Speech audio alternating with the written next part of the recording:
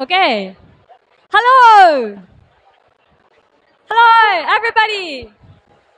Is it working? Can you hear me? Hello! Oh yeah, it's better with me. Now you listen to me carefully. I have something important to tell you. Go first, Victoria. Okay, welcome to this night's edition of Nerd Night. Okay? Som Swakom Teng Akane.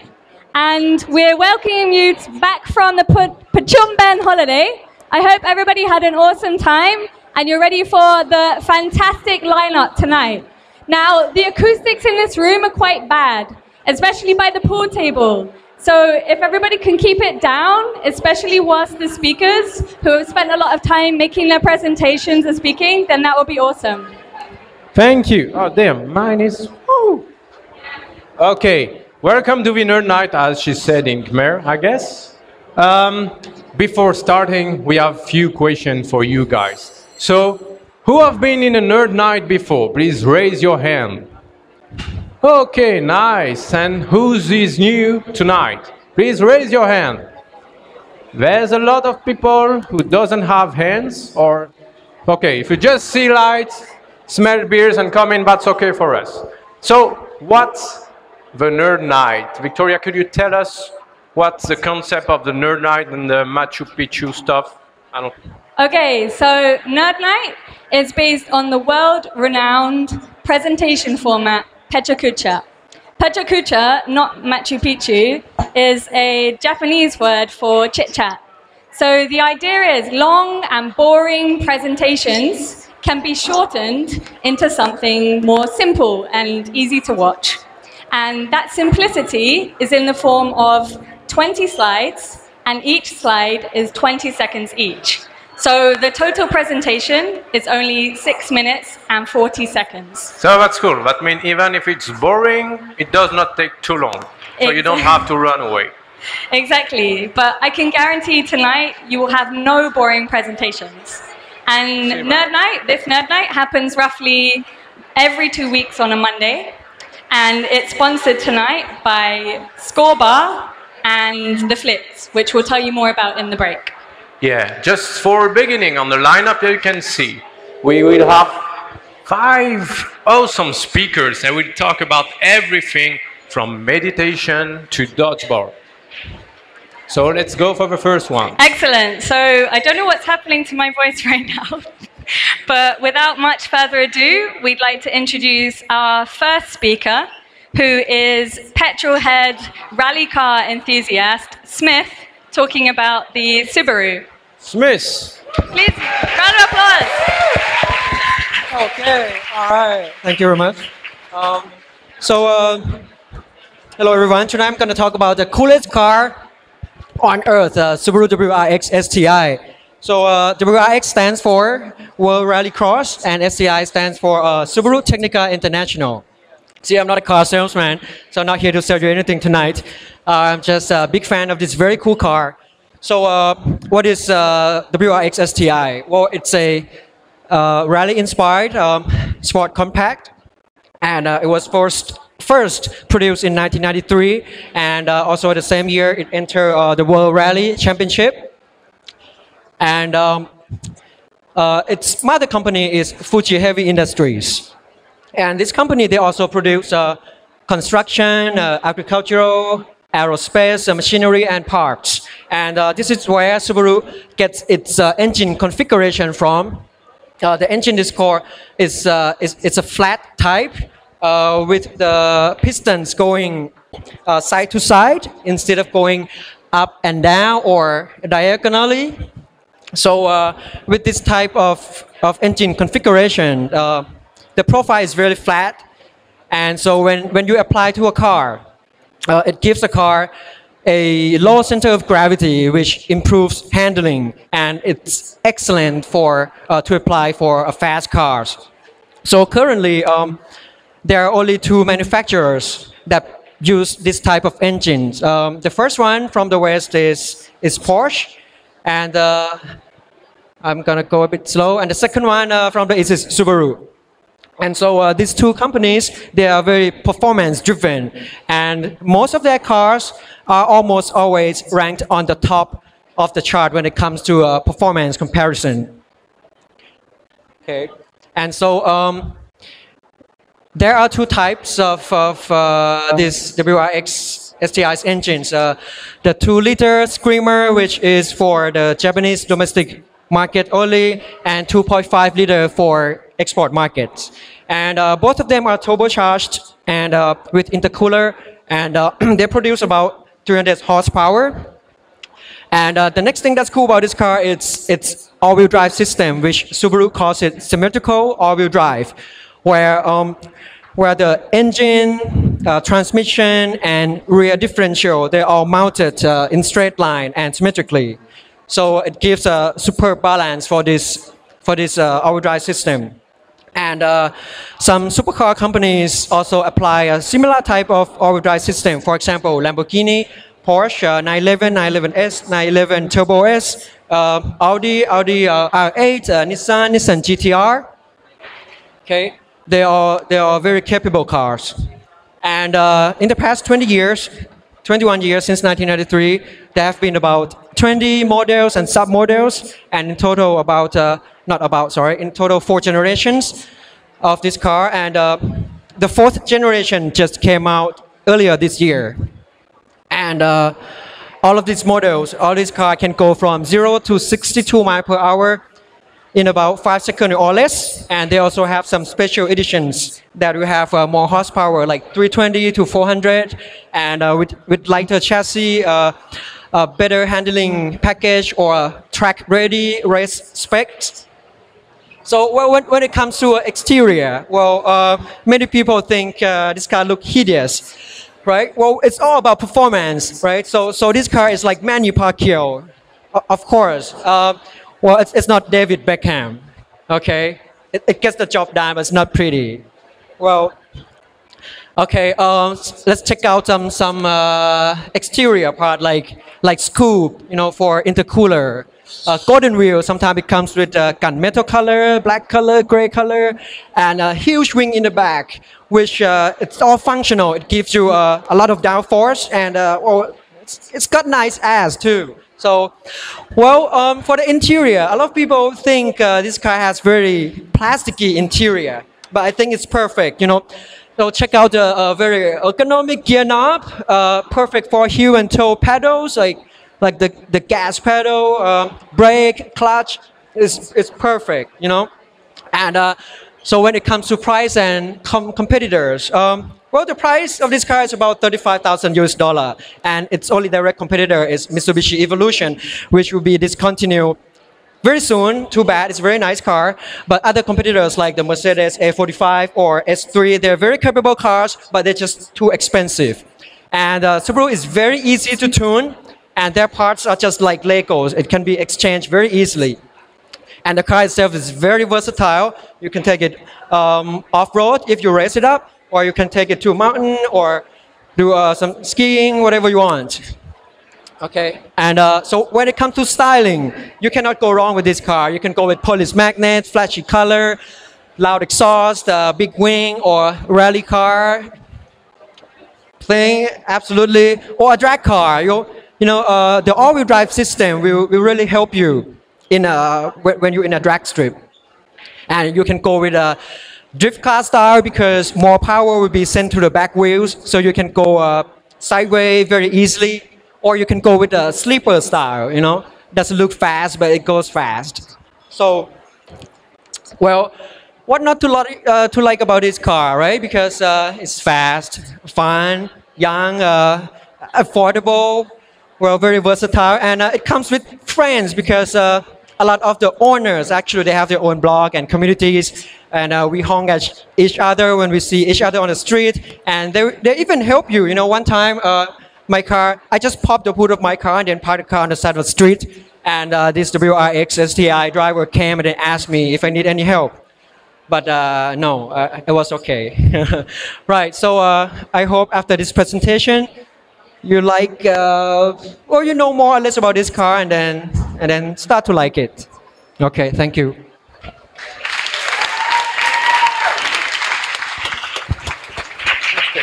Thank you. Thank you, Smith, for this presentation. I'm wondering why Cambodian prefer Lexus than Subaru now. Okay, this is a question answer time. So if you have question about Subaru, about Smith, it's now. Please raise your hand. Okay, you far away.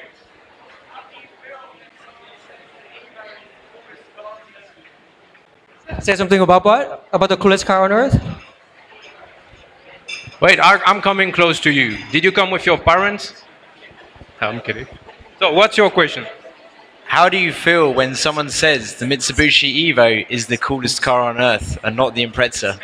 Well, it's okay. Mitsubishi is very good car, but the thing is, well, the power, the torque speed doesn't go too much to the rear, so it's more of a front-wheel drive. So it's not like a rear, bias car like this WRX. So it's different. Yeah, both are cool cars. Okay.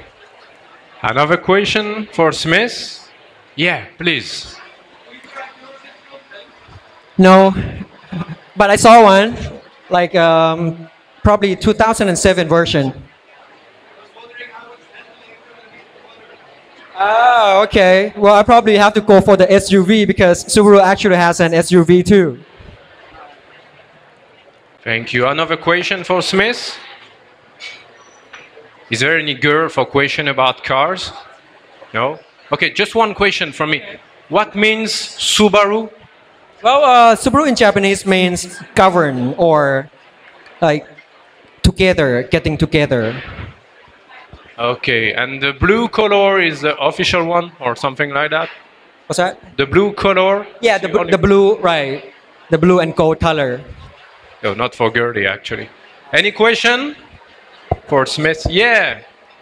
No, yeah. What's this one? Okay, she's raising her hand for a friend. Hey, friend, she's here. Okay, any question?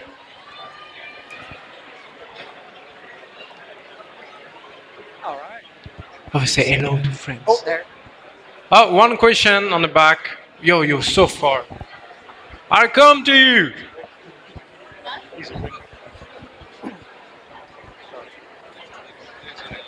Hi, Steve. Hey Smith, how you going? Good, how are you? Just wanted to ask what the back seat's like. What's that? What's the back seat like? It's all good. It's all good. Yeah, it's all good.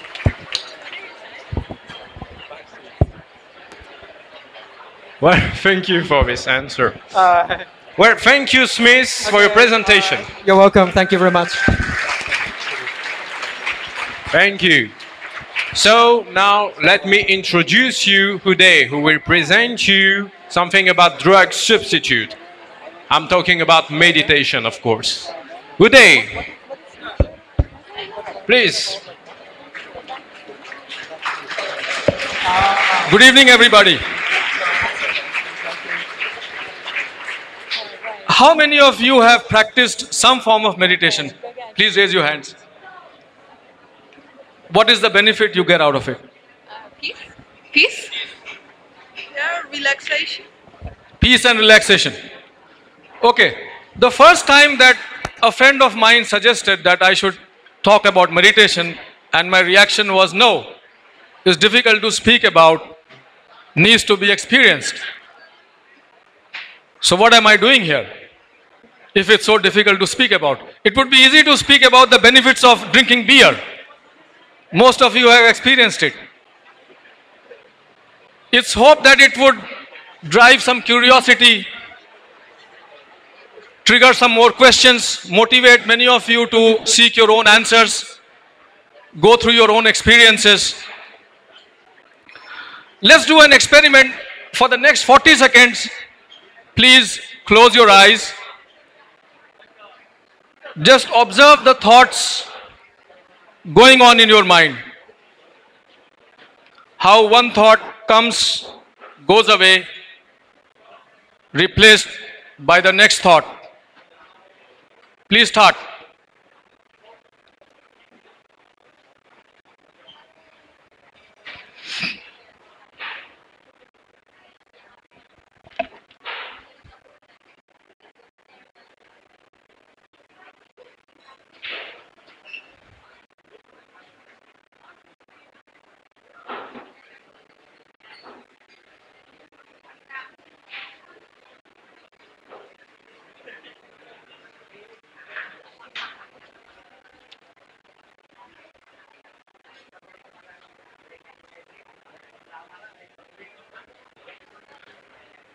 you would have observed that thoughts flow in and out of your mind without your control. If you do this exercise for a few minutes in your own time, it will be even more clear that there is constant mind activity going on, and our thoughts are either about the past or the future. The mind rarely stays in the present. The fact that we are able to observe our own thoughts means there is a level of consciousness in us that is deeper than the mind, which observes the mind. Secondly, we believe we are rational beings. We take rational decisions, behave rationally, control a large part of our lives. But if most of our mind activity happens outside our control, are we really in control of ourselves, our lives? If the mind is always restless like a monkey, is it likely to help in achieving what we want to achieve? Chattering always. To be effective, we need to be focused on what we do in the present. To enjoy also means to be enjoying. Whether it's holiday, music, walking, swimming, relationships, means to be enjoying the present. The past is a memory, it's like data on a hard disk. The future is fantasy, some more data. So do we really live, or do we move between these two worlds, memories and fantasies? So the mind that is not stable, can we trust it to really decide what is good for us, to want that is good for us? The child wants a toy, the adult wants a car, smartphone. How is the maturity level different? So meditation is a generic term. It stands for hundreds of tools, methods, processes that access that part of the consciousness that is deeper than the mind. It helps to reduce the constant chattering, the constant activity, to stay focused on whatever we are doing now or we want to be enjoying in the present. It also leads to the awareness that what we consider as my opinions, my choices, beliefs, emotional reactions is really a product of past conditioning. Most of our actions are mechanical. They are reactions out of habits. They are genetics, family, friends, peer pressure, media, educational system. Since we learn about facts and things outside, it is perceived that our problems and solutions to them are outside. But meditation is a personal responsibility. We don't seek to change the things and people outside. We seek to change, we seek to develop ourselves. We seek in order to deal effectively with the world outside. It's a continuous journey of self-development, self-awareness. The approach to meditation is same as that of science. There is no blind belief that is required. Science measures, discovers things from the outside. Meditation is to go inside, observe, discover, and experiment. The benefits from meditation include more energy, better memory, creativity, reduced stress, slowing down of the aging process, and most of those functions which are essentially right brain activity, which is able to make sense of things as a whole, which is creative, which can make sense of small parts and synthesize them into what makes sense as a whole. These and many other benefits have been validated by research in most of the well-known institutions. These are the links. You can Google many other, lots of other research as well. If you would like to know more about it, you are most welcome to join our workshops through the Phnom Penh Community College, through these website links and Facebook pages and the email.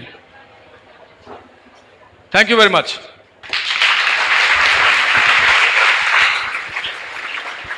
Questions? Okay. Give it up for Uday one more time. Well done, Uday. Woo! Okay. So, do we have any questions for Uday about meditation? Don't come all at me at once. Okay, so Uday, I noticed in your presentation, there wasn't actually an image of anybody meditating. Like, what does meditation look like? There is an image of a person peeling vegetables. So it's not the outside activity which is important. Meditation could include hundreds of different activities, including peeling vegetables. That could be a meditative activity as well. So the reason I did not put more images, it is not the activity which is meditation, it is what goes on inside. Okay, great. Any more questions? Yeah, okay. So the question is, how do you get your mind to concentrate? That's a difficult question. Like I said right in the beginning, this needs to be experienced. I'm sorry I cannot answer this question. Could you walk through, like, how often a day do you meditate? Yeah, at least once a day, usually twice. So could you walk through, like, how you start doing that to answer the question? Like, how do you prepare yourself? Last 25 years, I have practiced many different forms of meditation. On most of the days, since I like to keep physically fit, my morning start with a yoga workout, yoga and certain other exercises, and which could be vary between 1 to 2 hours. And I try to make that activity a very meditative. So I try to combine meditation with the activity of exercise and yoga. I love music, so I include music also as a meditative activity. And then there are certain activities which are specifically designed for meditation, which I especially do now during these workshops. Okay, yeah. Great. Any more? Yeah, Kim. Hello, Uday. I do meditation myself. The thing is here is that when I'm walking downstairs right now, just now, I have heard a lot of noise. As a meditator, should I conscious aware of the sound, or should I conscious to dismiss the sound? To be meditative. The ideal meditator is a person who is disturbed by nothing, even by a bomb explosion. However, to get to that, there are various stages. So if the noise disturbs you, maybe you could put something in your ears, but over a period of time you will find that certain noises will not disturb you. As an example, when I started, I could listen to only certain types of music as a tool towards meditation. Now it makes no difference. It could be any form of music. Or a traffic jam. I would get irritated in a traffic jam. But right now that traffic jam is not so irritating as it was maybe 10 years, 15 years back. So these are stages. There is no reason to be bothered about it. Okay. Speaking of noise, it's very noisy in here. Okay? So we're gonna take one more question, but before that question, I would just want to do a shout out chant to try and get the noise down. So, Uday, follow after me. Uday, Uday, louder. Uday, Uday. Okay, people in the pool table, keep it down. All right, one more question. Anybody? One more question. Oh, right at the back in the middle. I think you should say beer. Beer. Yeah, beer.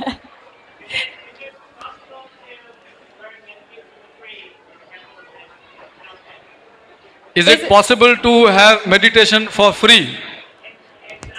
Is it possible to learn how to meditate for free in Phnom Penh? It is as possible as any other activity. It's possible to have food, it's possible to have shelter. It depends. There are people who have food, shelter and everything else for free. What about the classes that you offer? They're at Phnom Penh Community College? Yes. Are they free? Phnom Penh Community College? Correct. No, that is not free. Okay, where would we need to go to find out more, and how much are the courses that you do? The website and the Facebook page and the email would give you all possible information. Okay, Yeah. cool. Okay, perfect. All right, give it up once again for Uday. Great. Thank you very much. Thank you. Okay, so our next speaker, veteran speaker, has spoken once before on this stage. I'm looking around to see if I can see her. Her name is Shaz. Shaz, okay. And Shaz will be talking about why it's good to be transparent, the benefits of transparency. Oh, sorry, I got it wrong. No, I got it wrong. Shaz is speaking after the break. I failed. Okay, if everyone's paying attention, it's actually John. Okay, so the next speaker is a wonderful, energetic man that runs a sports group on a Tuesday evening that I once went along to and bruised my finger quite badly. So with no further ado, I introduce John with Dodgeball. Is this a sport?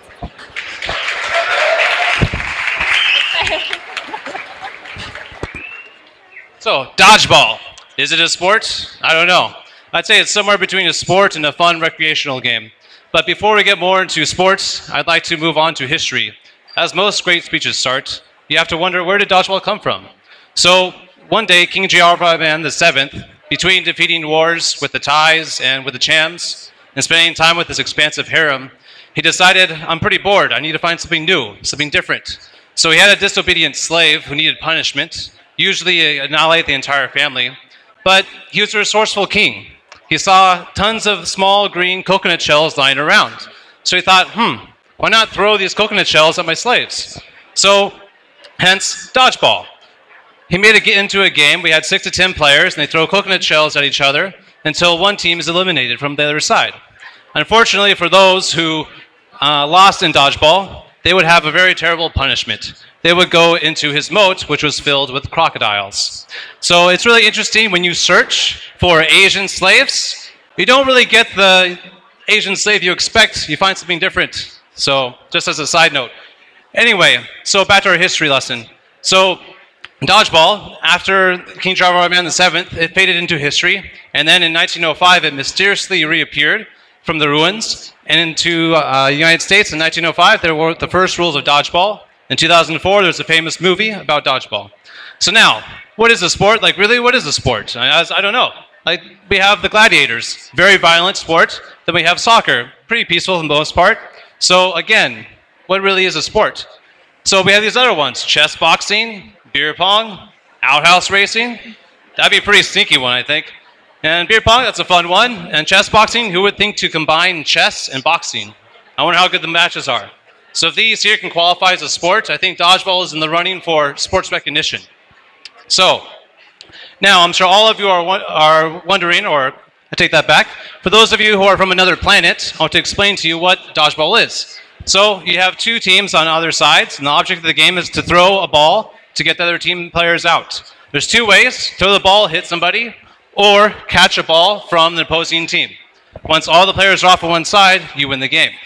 So now all of you have the question in your head, how did dodgeball get started in Phnom Penh?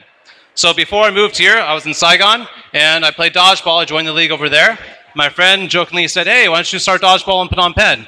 I thought, okay, we'll see. 6 months later here, I had a longing for dodgeball. I realized I missed the texture of the ball. The ball is being thrown in my face. I really missed that. So I decided it's time to get dodgeball started in Phnom Penh. So on July 22nd, we had our debut of dodgeball. We had 20 people show up. Now we have a regular group, about 30 or 40 people. A lot of them are out here right now. Thank you for the appreciation of coming here. So every Tuesday we play. But now, before I continue with Phnom Penh, I want to give a shout out to Saigon League.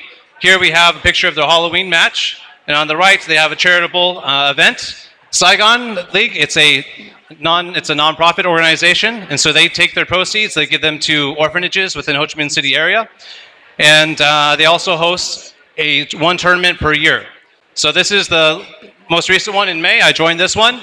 This is my shirt from that team. And when you have these tournaments, you create your team name, you create your slogan, you create your uniforms. And the one on the right is the winners from 2012. Couldn't find the winners from 2014. That picture was readily available. So now I want to go over some stereotypes of dodgeball. A lot of people, you talk to them about dodgeball, are like, oh, I hate it. I remember in 5th grade, they used to throw the balls at me and hit me. I'll never do that again. I'm happy to say that in Phnom Penh, we're not like that at all. We don't have the same type of stereotype. Anybody is welcome to play. So, now we have our player profiles. This is a new thing we started. So each week, I will put up a new player profile to highlight the unique individuals who are brave enough to step onto the dodgeball court every Tuesday. So this here is a fine example of our own Guillaume. So here, we have lots of information. I think you like his special moment. I think it's something that will be exciting when it happens. Now we have Tony. Tony is a very athletic guy. He's a great guy to have. He can overpower you with his throws, hence the name the Cannon. And he's also great at catching. He's very funny, gets everybody to laugh out on the court. So this is the type of thing that we really like, is having all the unique individuals who play dodgeball. You can really be yourself. So now, again, who can play dodgeball? This is a picture from the movie, by the way, not from Phnom Penh. So in dodgeball, again, anybody can play. If you have arms, you have legs, and you're in somewhat good health condition, then I say you can come out and join us for dodgeball on Tuesdays. So it's a fun sport, it's a great workout, and again, anybody can play. So now we have some words of wisdom. The 5 Ds of dodgeball: dodge, duck, dip, dive, and dodge. So obviously dodge is the most important with repetition. Then never turn your back to the opponents. Why? Because otherwise your ass might be in for a pounding surprise, or maybe your brain too. So always keep your eyes forward. And third was another one. So now we have the future of dodgeball in Phnom Penh. I have 3 goals for Phnom Penh dodgeball. The first one is I want to make it happen 2 times a week. My second goal is to have a tournament within Phnom Penh. And my third goal is to have an international tournament with Saigon. I think it'd be interesting to see which city is better at dodgeball, Phnom Penh or Saigon. I'm sure the whole world wants to know. Now we have a special video. Oh, that there is Tony right there. He dodged the ball. Watch this. He's going to throw a lightning fast throw and knock over Kyle. Bam! Look at that. So dodgeball, it's a lot of fun. Anybody can play. We got girls, we got guys, we got everybody out there. So it's a great time. And we also have some other players. Now, basic requirements. If you want to play dodgeball yourself with a group of friends, all you need is about 6 to 10 players on each team. Some balls. Here is a big ball for the guys, and here is a small ball for the girls. And you need a volleyball court that's enclosed, because otherwise the balls will run away and you say bye-bye. So we want to keep it closed, like our court is a volleyball court. So I'd like to thank you all for being here to listen to my presentation. Every Tuesday we play dodgeball at near the Russian market. So I hope to see you there, throw some balls at you, and also I'd like to make your balls mine.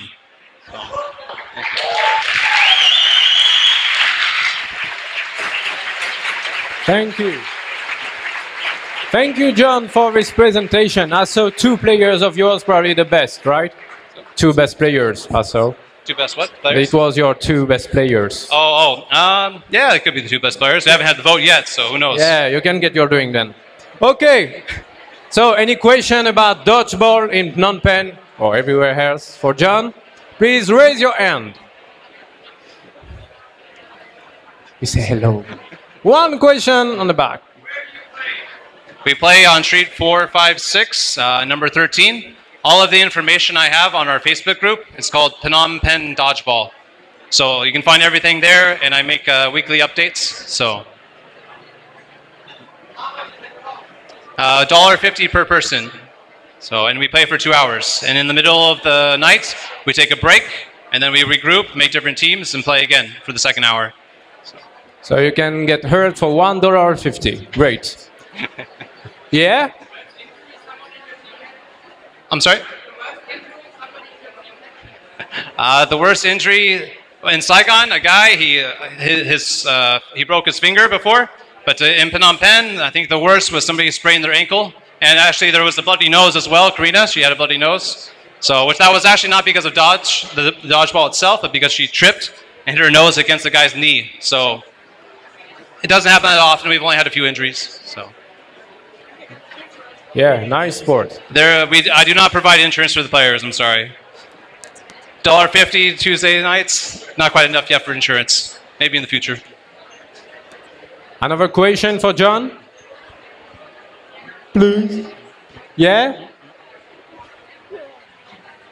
Why do the guys get the big balls when they can throw harder, and the girls get the little boys when they can't throw as hard? Okay. Because these small balls, if a guy throws one of these, it's going to hurt a lot. The big balls, they hurt, but not as much as the small balls. If Karina throws the ball at you, especially the small ones, it hurts a lot, and she can throw really hard for a girl. But if Tony, if he threw one of these big balls, okay, sorry. But for Tony, if he threw one of these small balls, it would hurt a lot more than when he throws the big balls. Okay. One last question for Dodgeball or John or his balls. I'm kidding. Okay, thank you. Thank you, John.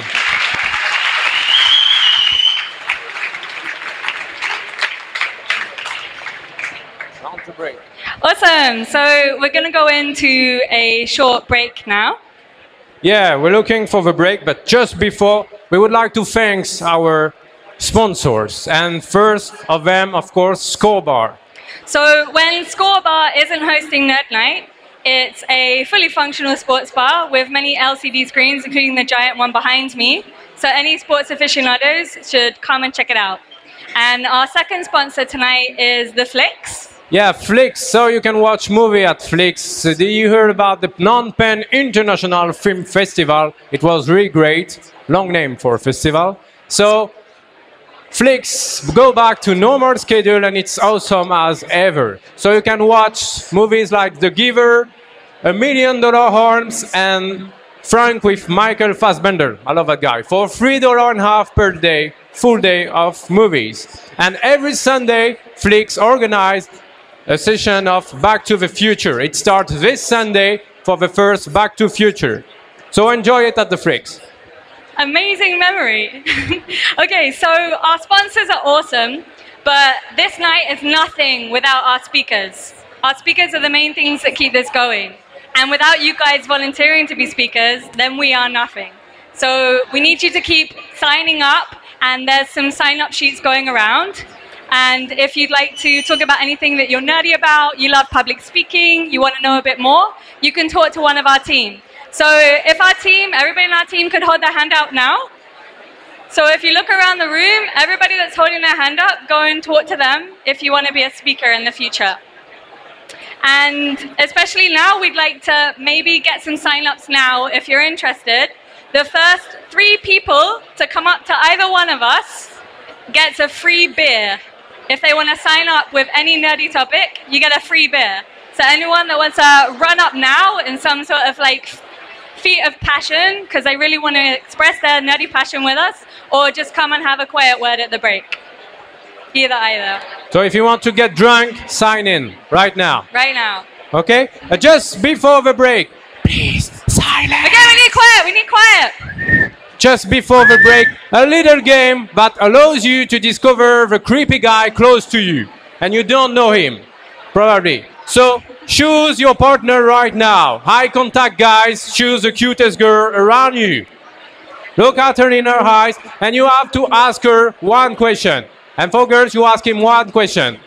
What did he think about during the 40 seconds of meditation during Uday presentation? Be careful, it could be creepy. So if it's not a good guy, you can come closer to us. Okay, let's go for the break. 15 minutes. See you in 15 minutes. Thank you. Okay, everyone. Welcome back to the Nerd Night. Back. Okay, we're back, and I speak loud like you do. Okay, so we have 2 more speakers for the rest of the night. But just before, we want to remind you that you can sign up for a presentation as speakers. Okay, so I didn't get anyone rushing towards me for free beer, even though that was a crazy good incentive. So now I'm offering 2 beers to anyone that comes and signs up for one of our next Nerd Nights. The next one will be the 13th of October, and the one after that, the 27th of October. So if anyone doesn't have any plans on those nights and wants to share their nerdy passion with the rest of Phnom Penh, then come and find us. Okay, okay. Then we've got the new speaker, Shaz, and she will tell us why everything is better with transparency. Shaz, please.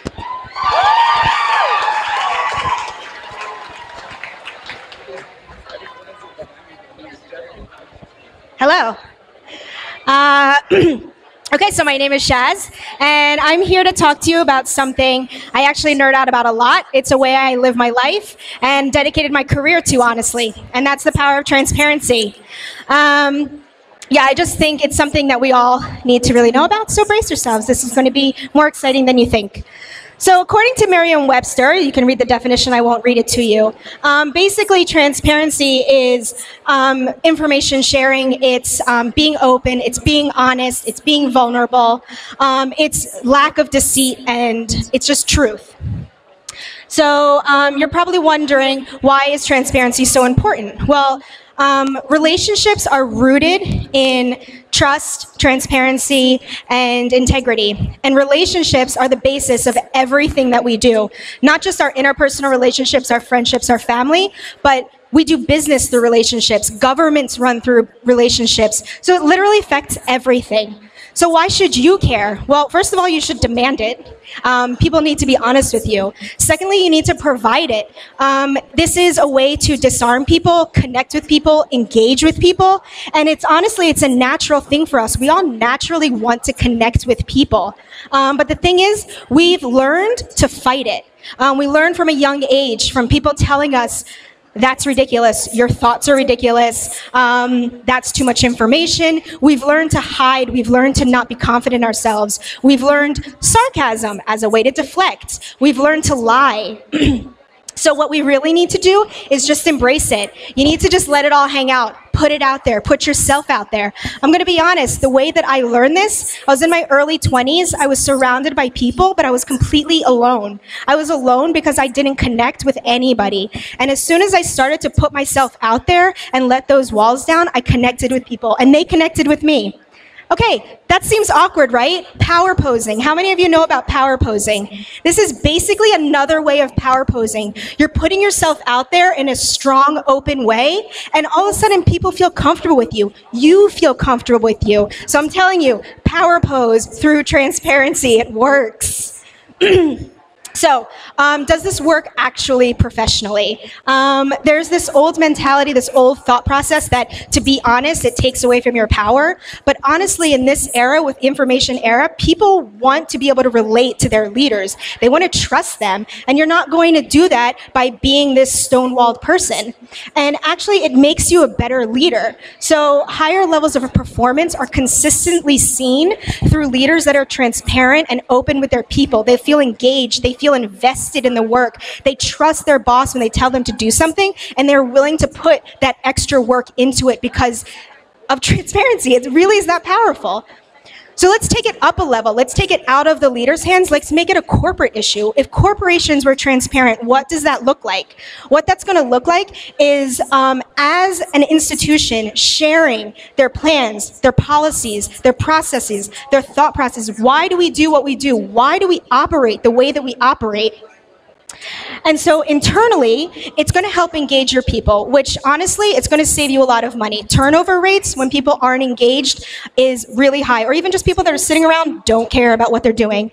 Externally, it builds trust, support with stakeholders. This means people want to partner with you, people want to invest with you, people want to shop or be part of you. So what that actually looks like with internal corporate transparency is going to be talking to your people, being honest with them, letting them know what's going on, and don't surprise them. When they don't know when a surprise happens, that means you didn't tell them the truth because they didn't see it coming. And then external corporate transparency looks like sharing things like your business practices. Why do you operate the way that you operate? It means sharing your supply chains. I mean, we've seen, a lot of us in our work, what that looks like when companies keep that stuff to themselves. Also, accessibility of partner agreements. The best one that I can think of is insurance companies in the US. Their agreements with medical providers, we don't know what goes on behind there. And we all get screwed by it. So we don't trust insurance companies. Okay, let's take it up another level to government transparency. Louis Brandeis said, sunlight is said to be the best of disinfectants. This could not be truer. When information is out there, when you're honest, people that are part of your country, the apathy falls away. They're part of their country. They care about their country. They want to know what's going on so they can be part of it. So let's start to imagine, what would that look like? A country that was transparent, a government that runs transparent. We're going to be able to combat corruption because we know what's going on, and the leaders know they're being held accountable. They know you're watching, you know what's going on. Finances, we're going to know what's going on with the finances. Okay, so cute idea. You're all thinking I'm a idealist, but this actually can happen. It does happen. We don't live in a perfect world. We don't have perfect governments or countries, but it does happen. In many developed countries, there is transparency to a degree in the governments, and it works. And we just need to foster that and grow it. Okay, let's take it back down to the individual level. Where do you begin? Regress to your childhood. Regress to that person who was so willing to connect with people and so willing to be honest and just share your thoughts and share your experiences, share your struggles. Go back to that person. But don't overshare. You're an adult now. Try and find a balance. Transparency is not oversharing. They are different. And it's a matter of learning what the difference is. You need to be smart about it. So the best way to do that is really through practice. You're going to practice this. So the question is, obviously, how do you practice this? The first way that you're going to do it is you're going to take risks. I mean, that's how you practice anything. You got to just put your foot out there. Start to take risks. Try it. Share your feelings, your thoughts. And then the second one is going to be, don't hide behind text, email, and social media in your personal life or at work. We all do it, and it keeps yourself from doing it. And then self-reflection. Why are you opaque? Why are you not honest? Why are you not sharing with people? And then start to work on that. What are your fears? What are your insecurities? And start to work through that. So as the Dalai Lama said, a lack of transparency results in distrust and a deep sense of insecurity. But transparency, openness, vulnerability, there's power in that, and there's freedom in that. So I want that for all of you.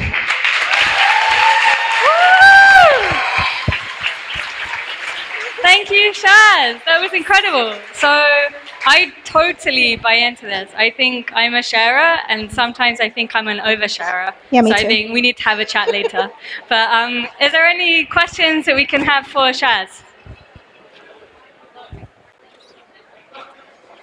Hello. Okay, at the back first. Yeah, just... So what started your enthusiasm for transparency? Like, why? I guess it was twofold. The first one was honestly what I shared, just realizing I couldn't understand why I was lonely even though surrounded by people, and I realized it was my own doing. When you're not disarming people but also disarming yourself through it, you just live in this kind of false world, in false relationships. You can never get deeper. And also, it let people, like I said, it was disarming, so then they connected with me. And then another reason why I really grew in it was when I, and professionally, reached a level where I was a manager. I realized that was probably the most powerful management tool I had, because I'm not a dominating boss. It's not in my nature.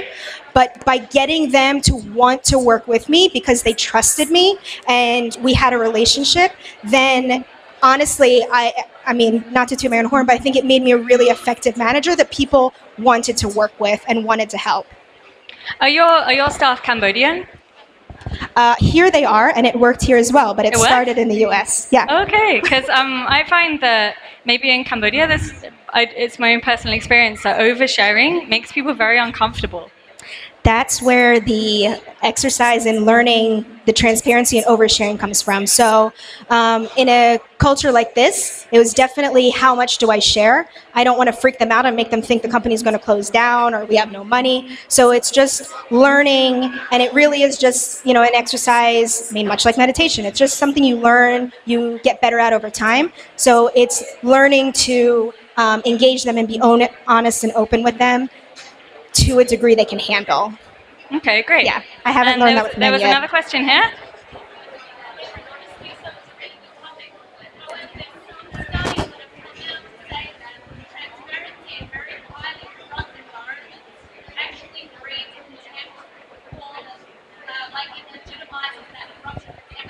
Oh wait, let me interrupt. This is a long question. I'm going to give you the mic because I'm not going to be able to summarize this.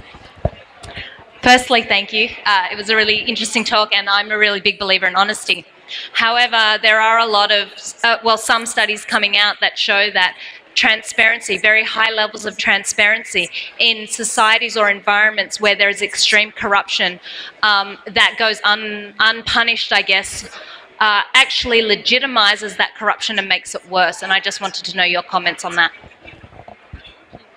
Yeah, so I think you're going to have your rogue governments and countries, and they're usually extremely violent, because the only way you can be that open with corruption, like to that level of corruption, is anybody who raises questions about it or outrage about it, your response is going to be in extreme violence. So in those settings, that's really hard, because that's really just complete free reign and impunity.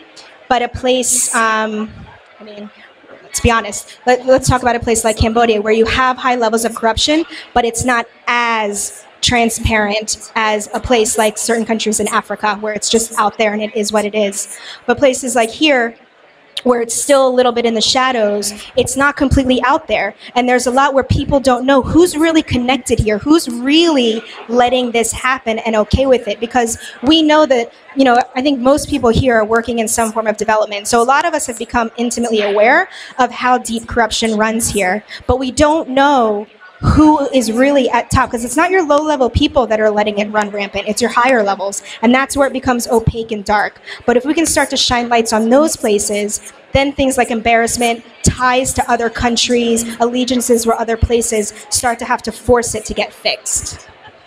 Okay, great. So in your presentation, you touched upon the transparency of governments. How does that relate to the transparency of the press, for example?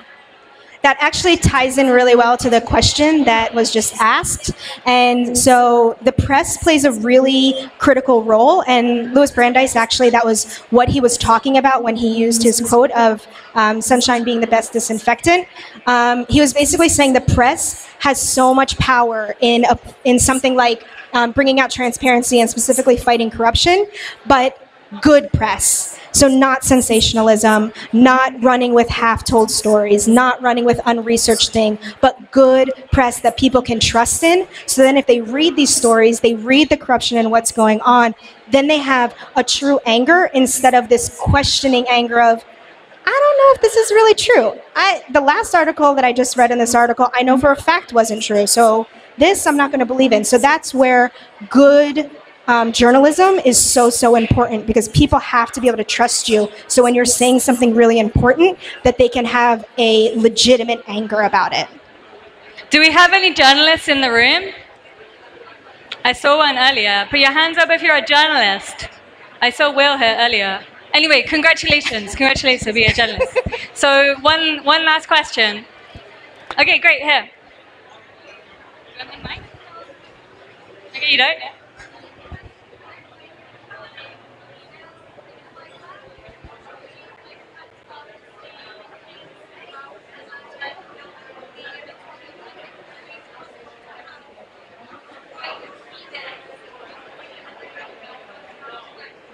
Okay, so you mentioned about not hiding behind the content of emails and text, but the media is irrelevant. You should be transparent in every type of media and every type of communication, right? Is that right?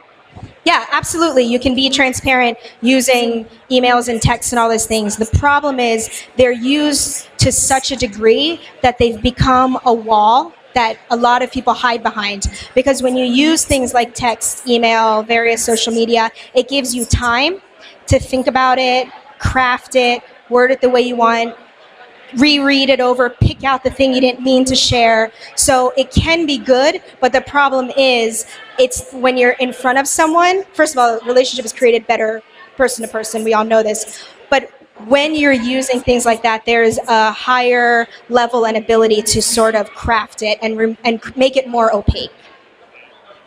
Okay, great. So give it up for Shaz. Massive round of applause. Incredible. Thank you so much. Thank you.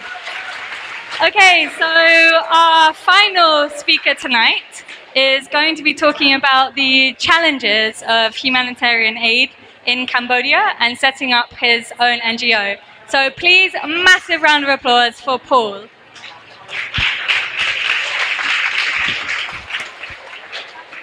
Good evening, everybody. So I'm here tonight to introduce you Coeur Act, which is a humanitarian NGO that is just opening an office now in Phnom Penh. It's based in Paris. So I hope I will provide you with an interesting insight, step by step, of the challenging beginnings of this NGO in Cambodia, this humanitarian NGO in Cambodia. So basically, the NGO was created in early 2014 in Paris by Laurence Lallemand and Lucie Fuentes, with the sole purpose of providing humanitarian assistance in Southeast Asia. So Vietnam, Laos, and Cambodia first. So the team is. So the first, our first activity is childhood empowerment. So here, as you can see, this is an orphanage that the NGO has already built in northern Vietnam. So you see the inauguration here, but it's also related to the sponsorship of orphans. So our second area of activities is education and support to children. So in this perspective, we already built a boarding school in Vietnam, as you can see. So here is the school, actually. And the third field of activity is poverty eradication through the daily delivery of meals to poor children and the building of charity houses, houses renovation. So here you see a sanitary that has just been implemented in Vietnam once again. Our last field of activity is humanitarian medicine. So for example, here a young Lao child was being burnt and needed a skin transplant. Here a Cambodian child that had a mine accident. Here in Vietnam also a child suffering from paralysis. And here in Cambodia, this case I will come on it later. So actually our office in Cambodia has just been opened in early September, the 10th of September this year. And I am tasked with the setting up of an office and the design implementation of our first projects. So that's why I'm here tonight, basically. The first things I've been doing in the past 2 weeks is actually to visit different areas of poverty in Phnom Penh and try to design projects that are in accordance with the local situation. So I interviewed several individuals like monks, community leaders. So there are between 5,000 and 8,000 street children only in Phnom Penh. They are vulnerable to human trafficking. They suffered from malnutrition, child labor. So the idea was to make a first contact, delivering food to them on a daily basis. So that's how I came up with this first idea. This is a temporary logo, but it will be called Tuk Tuk from the Heart. That is based on Les Restos du Cœur in France, for those who are French. And the goal is to deliver 100 meals per day. The first goal, to deliver 100 meals per day to 1 meal per day to 100 children, sorry. So basically, the project will be implemented in Wat Pchum Ben and Wat Pro Yu Vong, that are two temples located in Phnom Penh. In Wat Pchum Ben, they live in the cemetery, actually. And so it will be 100 children at the beginning. So our funding strategy relies mostly on institutions, hotel groups and corporations, restaurants and local businesses, and the donation tool that is available on our website. And also, we're studying crowdfunding at the moment.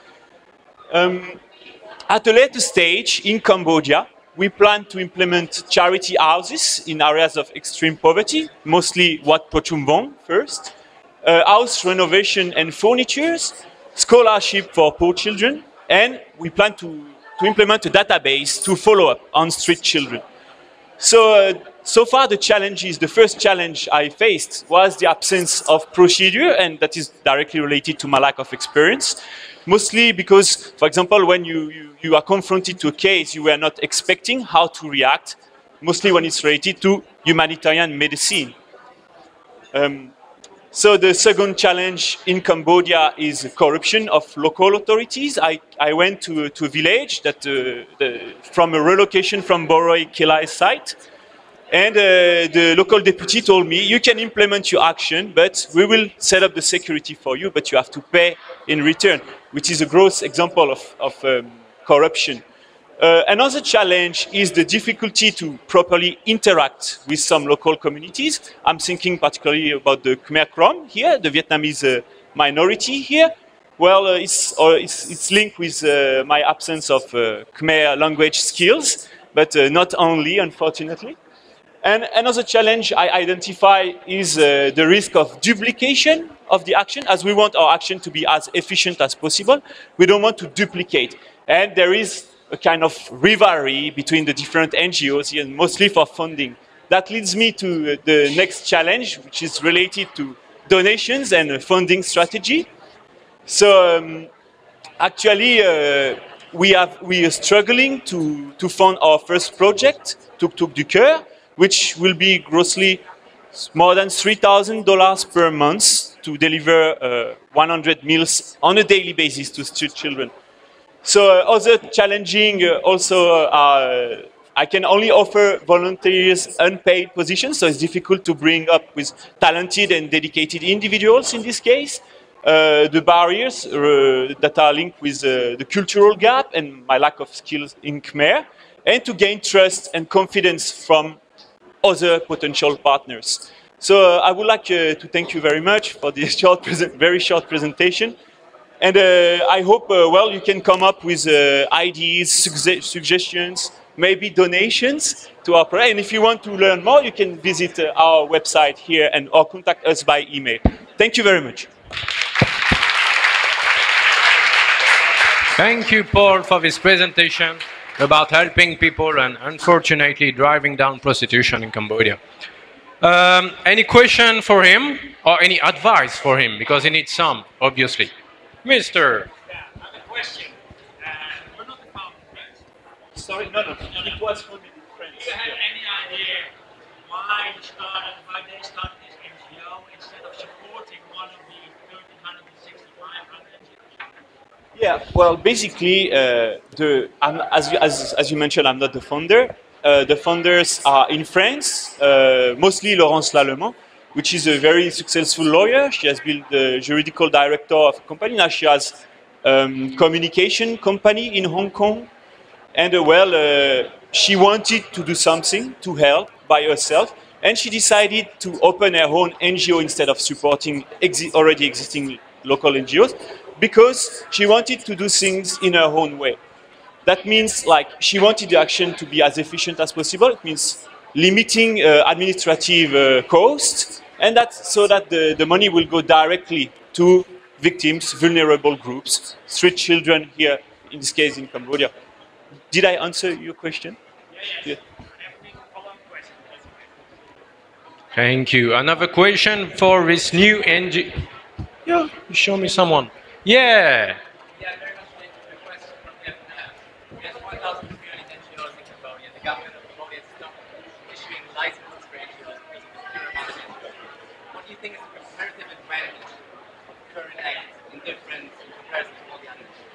What are you making better than any other NGO?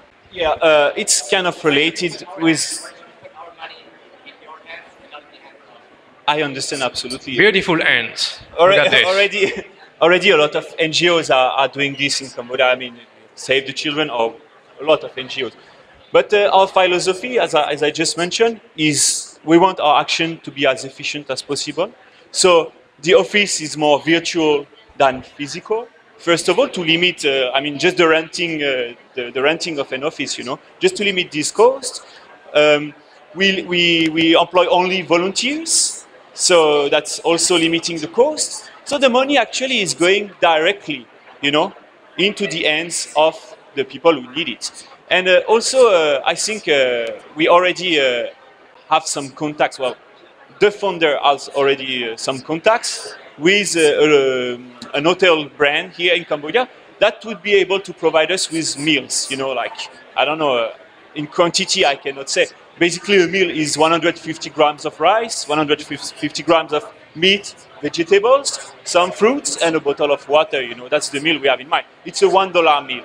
So it's something that is very cheap and is going, the money the donations are going directly into the hands of the people who need it. So that's really the core philosophy of our NGO here. Thank you for this long answer. Okay, one question. Yeah, I was wondering, you're providing meals for street children, but to what end? Like, how do you ensure that that doesn't just justify keeping them on the streets? I understand your question. It's as I mentioned, but well, the time was very short, so I could not develop the whole thing. But basically, what we want, this project will serve as a first step to create the database on street children. It means there will be names, follow up on their situation, locations, and then we can identify some more vulnerability. For example, if we know that a child is going to work, child labor, then we will be able to collect data and provide more in-depth solutions, you know, like that's the goal. So it's serving as a first bridge, this project, Tuk of the Heart. It's a first step to get to know the children first, to get to know their situation, and to establish a relationship, a particular relationship with them. So that's the first step. Other projects will follow. I mean, I hope so. And some of these are to build a charity house. For example, this will be our second project, charity house. And after, provide education. The point here, the whole point is sustainability, right? When you provide meals on a daily basis, you're actually assisting. You're not giving them the tools to grow by themselves, right? But we keep that in mind as a very important element of our action. We want them actually to be sustainable, and we want the projects to get sustainable in the long term. So this first project is just acting as a bridge, like, you know, to establish relationships with these children.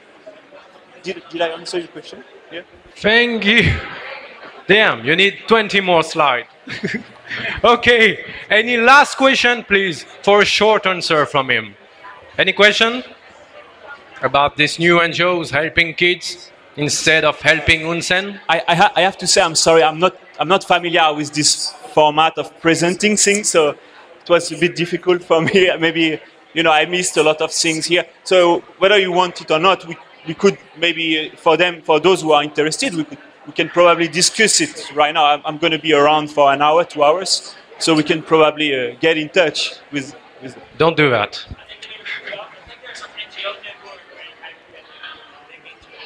Yes, probably. But I mean, the Phnom Penh office has been funded already only 2 weeks to 3 weeks ago, so I did my best so far, knowing that I'm working only on a part-time basis on this NGO. So. Okay, thank you. For the former, this is Japanese people. Creepy people. Thank you. Thank you, Paul, for this presentation. Now, this is the end. Okay, so thank you very much to all of our speakers tonight. You've all been very brave. Paul said that he's not familiar with this format, so it is quite nerve-wracking to come up here and talk about your passion in that short amount of time, so we really appreciate that. Yeah, and we would like to thank our Nerd Night team, Cohen on the computer, Danu, Roswell over there, trying to dating a girl probably, Joe, Phil, and all the people I probably forget. Thanks to us, and thanks to all of you to come tonight and discover topic about different stuff. Thank you to all of us. I want to give a special mention to Phil tonight for coming last minute, because we didn't have a photographer. I'm not sure if you saw the messages on Facebook, and Phil came out last minute and came along. So follow Phil on Facebook. He's got excellent photographs. Phil at Tell Our Story. Tell Our Story. Thank you. Great.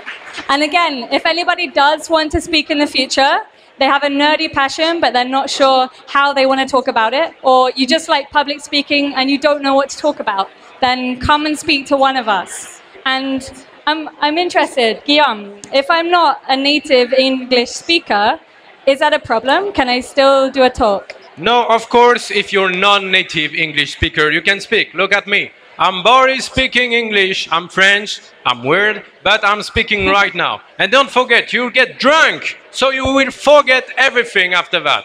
So come, sign up, even if you're not English.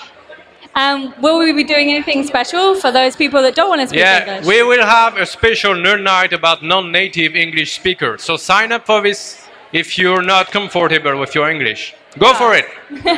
So if you're interested, if you're interested in a night where you don't have to speak English, then get in touch with us. We want to organize something which is a non-native English speaking night for everyone there.